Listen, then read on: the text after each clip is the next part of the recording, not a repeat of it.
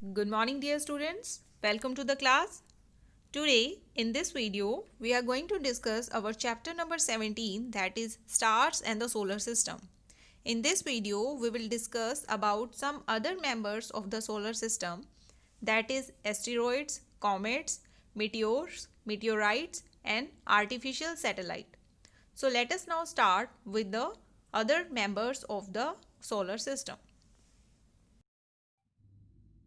Students, there are some other bodies which revolve around the sun. They are also members of the solar system.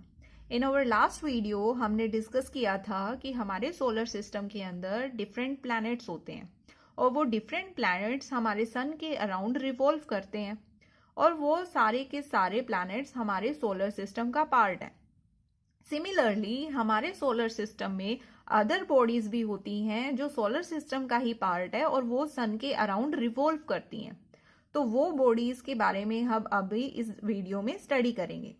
So the first body that is known as asteroids.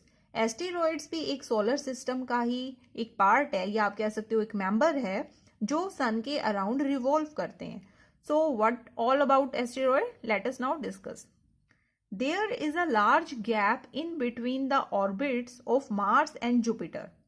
जैसे जो orbit होते हैं जिसके अंदर एक particular direction में हमारे जो प्लैनेट्स होते हैं वो रिवॉल्व करते हैं अराउंड सन. जो हमारा मार्स प्लैनेट है that is 4th number planet और जो जुपिटर है 5th नंबर प्लैनेट. ये मार्स और जुपिटर, सपोज ये जो आपको नजर आ रहा है this one, this is our sun और सन के अराउंड जो आपको ये फर्स्ट वाला सर्कल नजर आ रहा है this is the orbit of Mars. And उसके बाद जो आपको ये आउटर वाला जो सर्कल नजर आ रहा है this one, this is the orbit of Jupiter. तो मार्स और जुपिटर के ऑर्बिट के बीच में बहुत सारा डिस्टेंस होता है, लार्ज गैप होता है. उस गैप के अंदर this gap is occupied by a large numbers of small objects that revolve around the sun. जो ये ऑर्बिट्स होते हैं, orbit of Mars and orbit of Jupiter, इनके बीच में बहुत सारा गैप होता है. उस गैप के अंदर छोटे छोटे स्मॉल ऑब्जेक्ट्स होते हैं जिन्हें हम क्या बोलते हैं, एस्टेरॉइड्स. और ये एस्टेरॉइड्स सारे के सारे सन के या आप कह सकते हो एक सन के अराउंड ऑर्बिट की ही तरह एक अपना रिंग बना लेते हैं. उस रिंग को हम क्या कहते हैं, that ring is known as asteroid belt. ये जो आपको पेंसिल से यहाँ पे नजर आ रहा होगा आई थिंक, इसको हम क्या बोलते हैं, asteroid belt. So this gap is occupied by a large number of small objects that revolve around the sun. These are called asteroids. And जो एस्टेरॉइड्स होते हैं बेशक वो आपके सन के अराउंड रिवॉल्व कर रहे हैं, वो भी एक ऑर्बिटल सा ही पाथ बना लेते हैं, लेकिन आप उन एस्टेरॉइड्स को बिल्कुल भी नेकेड आई से नहीं देख सकते बिकॉज वो क्या होते हैं, स्मॉल ऑब्जेक्ट्स होते हैं. So that's why we need telescope. Telescope चाहिए हमें लार्ज साइज का, through which with the help of which we can see the asteroid belt. Right students, in this picture, वैसे ये पिक्चर थोड़ी ब्लरी है but it's okay, but in this picture you can see the asteroid belt. Asteroid belt क्या होती है, जो ये Jupiter आपको सबसे बाहर आउटर जो ऑर्बिट नजर आ रहा है this is the orbit of Jupiter, और उसके बाद जो अंदर की तरफ आपको ऑर्बिट नजर आ रहा है the second one, it is known as Mars orbit. तो मार्स और जुपिटर के बीच में जो आपको ये वाइट वाइट डॉटेड डॉट्स नजर आ रही हैं this is known as the asteroid belt. और आप देख सकते हो कि जुपिटर और मार्स के बीच में कितना ज़्यादा डिस्टेंस है. उनके ऑर्बिट्स के बीच में जो डिस्टेंस है उसी डिस्टेंस के अंदर बहुत सारे एस्टेरॉइड्स प्रेजेंट होते हैं और वो एक एस्टेरॉइड बेल्ट बना लेते हैं. So this is about asteroids. Now the second member of the solar system after asteroid is known as comets. तो कॉमेट्स क्या होते हैं, comets they revolve around the sun in highly elliptical orbits. जैसे हमारे पास बाकी ऑर्बिट्स होते हैं जिसके अंदर प्लैनेट्स रिवॉल्व करते हैं, उसी तरीके से जो कॉमेट्स होते हैं वो भी सन के अराउंड एक एलिप्टिकल ऑर्बिट में रिवॉल्व करते हैं. However, their period of revolution around the sun is usually very long.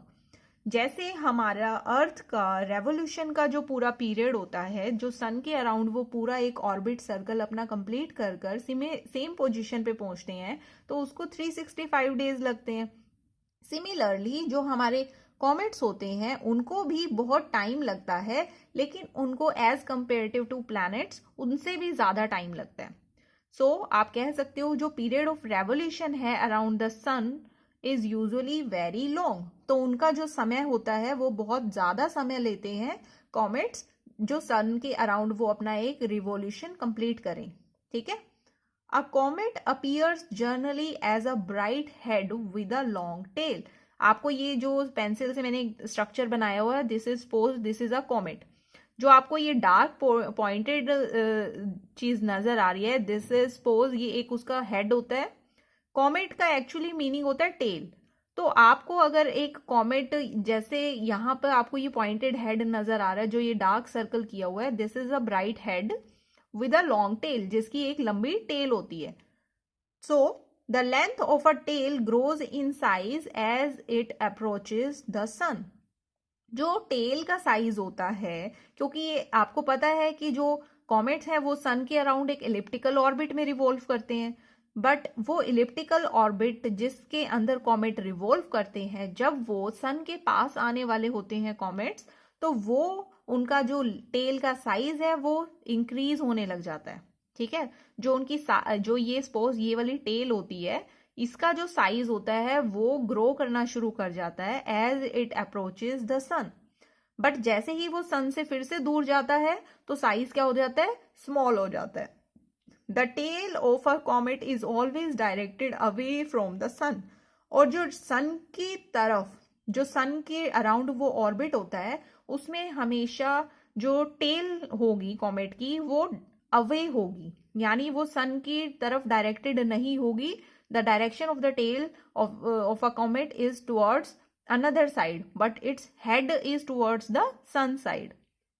Now, many comets are known to appear periodically. One such comet is Halley comet. जो ये फर्स्ट है कि comets होते हैं वो अपीयर होते हैं पीरियोडिकली, यानी उनका पीरियड फिक्स होता है। यानी अगर आप कोई कॉमेट 1 साल के बाद देखोगे या आप 2 साल के बाद देखोगे, तो वही आपको सिमिलर कॉमेट नजर आएगा जो आपने 1 या 2 साल पहले देखा था।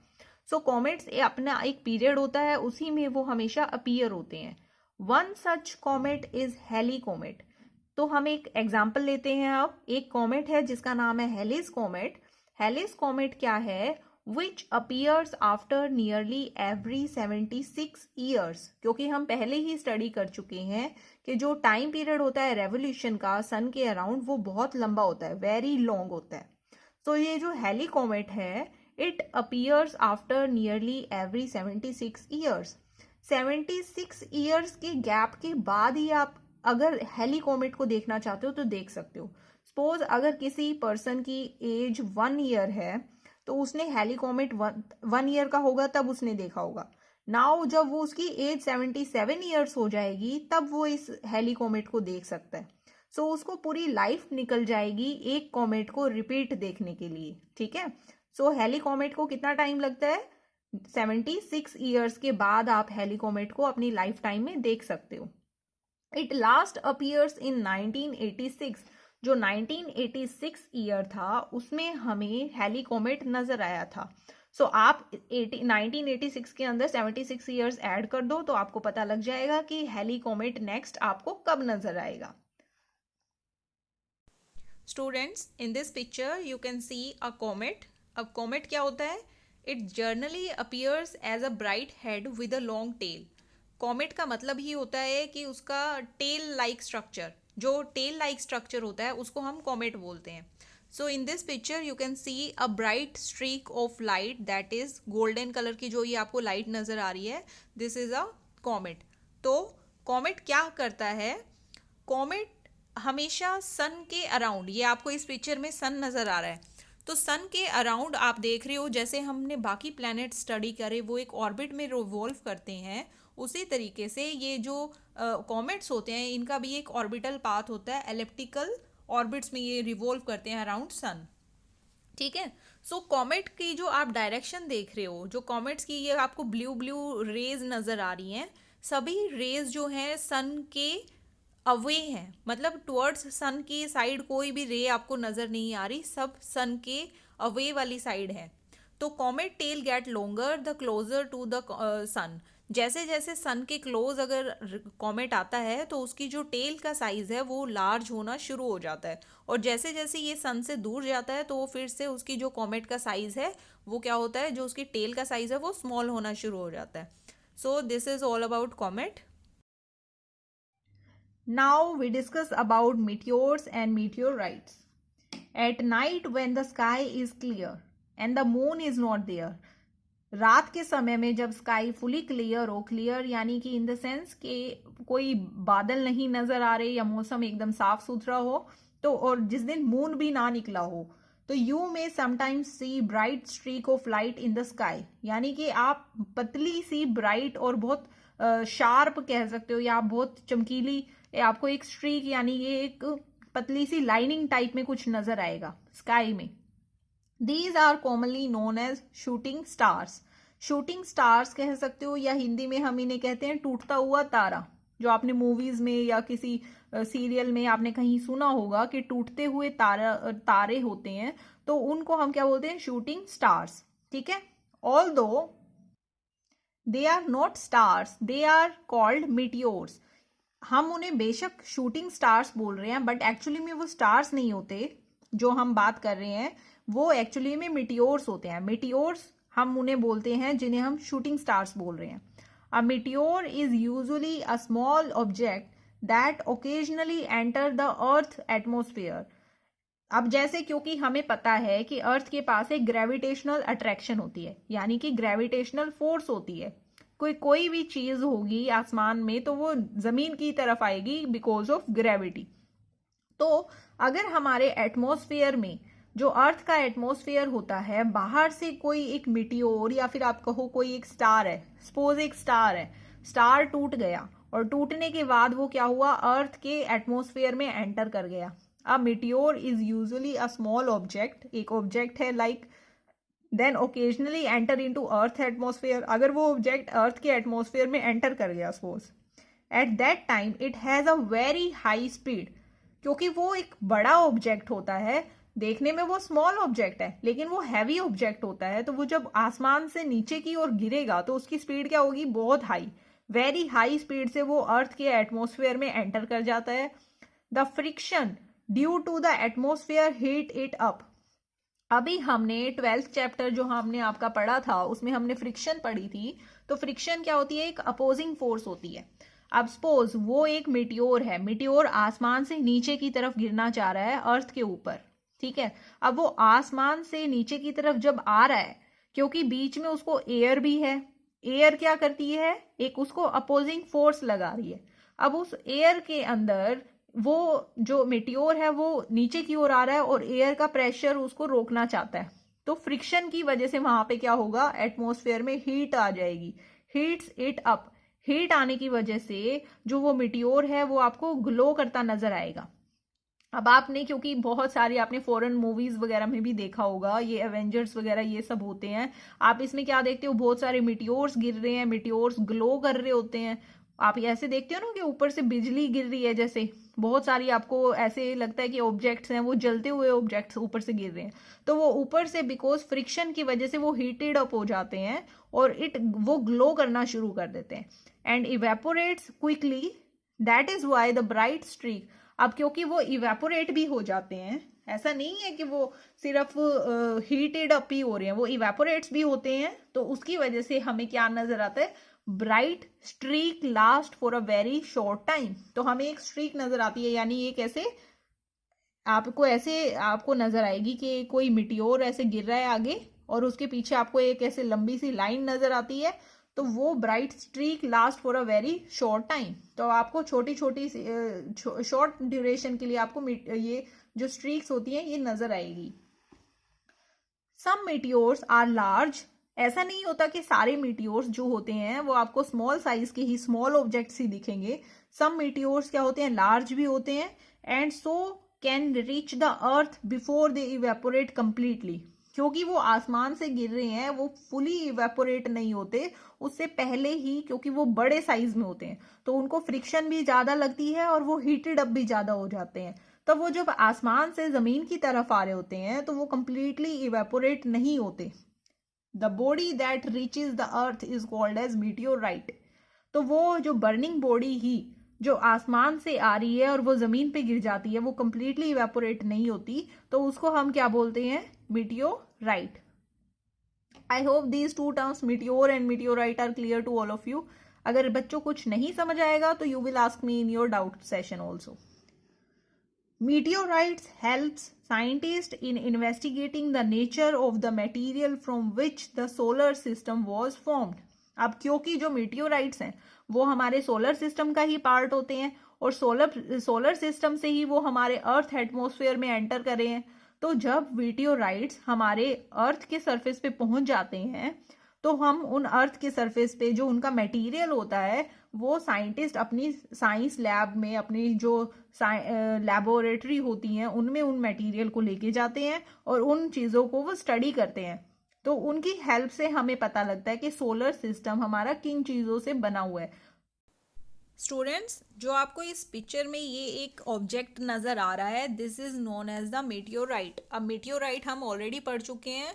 मीटियोर्स जो होते हैं वो अगर लार्ज साइज में हो और वो अर्थ पे रीच करते हैं और वो इवेपोरेट नहीं होते कंप्लीटली, ठीक है। और जो ये मीटियोराइट्स होते हैं ये क्योंकि बहुत हाई स्पीड में अर्थ के एटमॉस्फेयर में एंटर करते हैं, फ्रिक्शन की वजह से ये हीटेड अप हो जाते हैं। आप इस पिक्चर में भी देख सकते हो, इसके ऊपर हीट बहुत ज़्यादा नज़र आ रही है। तो ये हीट अप हो गए हैं बिकॉज ऑफ फ्रिक्शन और this is known as a meteorite. Meteor showers. अब मीटियोर शावर्स क्या होते हैं? When the earth crosses the tail of a comet. जब कोई कॉमेट होता है, कॉमेट अभी मैंने बताया था ना आपको, जिसका हेड क्या होता है, बहुत ब्राइट होता है और उसकी लॉन्ग टेल होती है, ठीक है। अगर कोई कॉमेट है, कॉमेट को भी अर्थ क्रॉस करती है तो वहां पे swarms of meteors are seen. तो वहां पे स्वान क्या होता है? बहुत गुच्छा, या आप कह सकते हो, या फिर बहुत ग्रुप ऑफ मीटियोर्स वहां पे नजर आ जाते हैं। These are known as meteor showers. अब वही बात है जो अभी मैंने पहले बताया था, जैसे टूटते हुए तारे आपको बहुत सारे इकट्ठे नजर आ जाएं तो उन्हीं को हम मीटियोर शावर बोल देते हैं। Some meteor showers occur at regular intervals each year. कुछ मीटियोर शावर्स रेगुलर इंटरवल्स में होते हैं एवरी ईयर। हर एक साल आप मीटियोर शावर्स को देख सकते हो। इवन कुछ टूरिस्ट प्लेसेस ऐसे हैं आउटसाइड इंडिया जहां पर मीटियोर शावर्स को देखने के लिए स्पेशली लोग वेकेशंस मनाने जाते हैं, क्योंकि मीटियोर शावर्स रेगुलर इंटरवल पे होते हैं हर साल। तो लोकेशन होती है इनकी कि इस पर्टिकुलर एरिया में मीटियोर शावर होने वाला है या यहाँ पे हमें मीटियोर शावर नजर आएगा, तो लोग वहां पर अपने वेकेशंस वगैरह पे जाते हैं ताकि वो मीटियोर शावर को देख सकें। You can find the time of their appearance from a scientific magazine or from the internet. अगर आप मीटियोर शावर्स देखना चाहते हो या आप उनको अपनी आंखों से ऑब्जर्व करना चाहते हो तो you can find the time of appearance. आप ये कब आएंगे, ये कब अपीयर होंगे मीटियोर शावर, ये किसी भी आप साइंटिफिक मैगजीन से, जो साइंस रिलेटेड मैगजीन्स होती है, या इंटरनेट की हेल्प से आप ये पता कर सकते हो और आप मीटियोर शावर्स अपनी आईज के साथ देख भी सकते हो, ठीक है। Student, this is the meteor shower. ये जो आपको मीटियोर शावर नजर आ रहा है, इसमें क्या आपको नजर आ रहा है? जब अर्थ क्रॉस करती है टेल ऑफ कॉमेट्स, जब कॉमेट्स की टेल को अर्थ क्रॉस करती है तो बहुत सारे नंबर ऑफ मीटियोर्स आपको नज़र आते हैं। तो ये वही मीटियोर्स आपको नज़र आ रहे हैं और इसी को हम क्या बोलते हैं? मीटियोर शावर, ठीक है। Artificial satellites. अभी तक हमने जो सैटेलाइट्स पढ़ी थी, सपोज जो मून हम पढ़ रहे थे, मून क्या है? हमारी अर्थ की एक नेचुरल सैटेलाइट है। अब हम आर्टिफिशियल सैटेलाइट्स की बात करते हैं जो ह्यूमन बीइंग अपने हाथों से बनाते हैं, ठीक है। हैंडमेड सैटेलाइट जो होती हैं उन्हें हम आर्टिफिशियल सैटेलाइट्स बोलते हैं, जो ह्यूमन बीइंग अपनी रिसर्च पर्पस के अकॉर्डिंग उनको स्पेस में भेजते हैं। So let us now start. As we know that the celestial body revolving around a planet is called satellite. कोई भी एक प्लैनेट है, प्लैनेट के अराउंड एक उसकी कोई बॉडी रिवॉल्व कर रही है, जैसे सन के अराउंड हम अर्थ क्या, जैसे जितने भी प्लैनेट्स है, अर्थ भी उसमें से एक प्लैनेट है, तो वो सन के अराउंड रिवॉल्व करती है। और सन के जो अर्थ के अराउंड रिवॉल्व करता है वो है मून। तो मून क्या है, जो मून है वो अर्थ की सैटेलाइट है। तो उसी तरीके से जो सैटेलाइट्स होती हैं वो क्या है, प्लैनेट के अराउंड रिवॉल्व करने वाली एक celestial body. There are many natural satellites of different planets. अभी हम ऑलरेडी स्टडी कर चुके हैं कि अलग अलग प्लैनेट्स की अलग अलग सैटेलाइट्स होती हैं जो नेचुरली होती हैं, such as the moon is natural satellite of the earth, ये हम ऑलरेडी पढ़ चुके हैं। However artificial satellites are man made satellites, they are launched from the earth and made to revolve around the earth much closer than its natural satellite the moon। अब जैसे moon है, moon का distance अर्थ से थोड़ा सा दूर हो सकता है, लेकिन जो हैंडमेड या आप कह सकते हो मैन मेड सैटेलाइट्स हैं, जो इंसान अपनी खुद के द्वारा भेजता है, किसके लिए, अर्थ के अराउंड वो रिवॉल्व करने के लिए अपने आप भेजता है, जिससे वो अर्थ के अंदर होने वाली जो छोटी छोटी एक्टिविटीज होती हैं या फिर जो वो रिसर्च पर्पस से जिसके अकॉर्डिंग वो उसको बनाता है, जिस काम के लिए वो उसको अपने रिवॉल्व करने के लिए भेजता है, तो वो सारे काम वो इजीली कर सके। तो इसलिए वो जो मून होती है, मून से कंपैरेटिवली कम डिस्टेंस पे होती है, अर्थ के क्लोजर ही होती हैं जो हमारी सैटेलाइट्स होती हैं। अब now India has build and launched several artificial satellites. India ने बहुत सारी सैटेलाइट्स ऑलरेडी लॉन्च की हुई हैं। Aryabhata was the first Indian satellite, जो क्योंकि हम आर्यभट्टा के बारे में प्रीवियस वीडियो में पढ़ चुके हैं, ये एक जो हमारा ओल्ड टाइम में ये एक हमारा बहुत बड़े एस्ट्रोनॉमर रहे हैं, ठीक है। इनके नाम पे जो फर्स्ट इंडियन सैटेलाइट लॉन्च हुई थी वो आर्यभट्टा के ही नाम पे है, ठीक है। Some other Indian satellites are INSAT, ये हमारी जो नेम्स हैं ये हमारी इंडियन सैटेलाइट्स के नेम है। INSAT, IRS, Kalpana 1, EDUSAT etc. These are the satellites which is made or which is launched by India. So these are the Indian satellites. Now artificial satellites have many practical applications. अब क्योंकि हम artificial satellites भेज रहे हैं खुद, but क्या reason क्या है कि हम आर्टिफिशियल सैटेलाइट्स बना रहे हैं, उनकी प्रैक्टिकल यूजेस क्या हैं, उनकी एप्लीकेशंस क्या हैं, तो वो अभी हम डिस्कस करेंगे। They are used for forecasting weather. अभी हम जो ये हम जितनी भी सैटेलाइट्स बनाते हैं, हम इनकी क्या क्या हेल्प क्या मिलती है इनसे हमें, जो हम आजकल आप देखते हो कि हम प्रिडिक्ट कर देते हैं पहले ही कि आज यहाँ इस एरिया में बारिश होगी, इस एरिया में आज यहाँ पर ये वाली प्रॉब्लम होगी, यहाँ बारिश आ सकती है, यहाँ पे सूखा, यहाँ पे हवाएं आएंगी, तेज वेदर होगा, ये होगा वो होगा। तो ये वेदर से रिलेटेड जितनी भी इंफॉर्मेशन है ये हम सैटेलाइट्स की हेल्प से ही डिटेक्ट करते हैं। नाउ ट्रांसमिटिंग टेलीविजन, जितना भी हम टेलीविजन के ऊपर ट्रांसमिट करके चीजें देखते हैं तो वो उसमें भी हमारी सैटेलाइट्स हेल्प करती हैं। रेडियो सिग्नल्स में हमारी सैटेलाइट हेल्प करती हैं। They are also use for telecommunication and remote sensing. हम जो एक दूसरे से बात करते हैं या हम रिमोट सेंसिंग करते हैं, तो ये सारी की सारी चीजें क्या हैं, सैटेलाइट्स की हेल्प से हम कर सकते हैं। For collecting information about other planets, ठीक है, outer space, stars, galaxies, asteroids etcetera. अब जितने भी हमारे आउटर प्लैनेट के बाहर वाली जितनी भी इंफॉर्मेशन है, हम ये सारी इंफॉर्मेशन कैसे गैदर कर सके हैं कि हमारे बाहर ये इतने प्लैनेट्स हैं, इतना हमारा ये है वो है, तो ये सब हम with the help of satellites ही हम स्टडी कर सकें। Students, this chapter is over now. If you found any problem, then you can ask any question related to this chapter in your doubt class or on your WhatsApp group. And students, do read this chapter from your NCERT for better understanding. And there are total 4 videos related to this chapter. So do watch all the videos, and all the best for your revision test 4. So start preparing for that also. And thank you students. Have a nice day.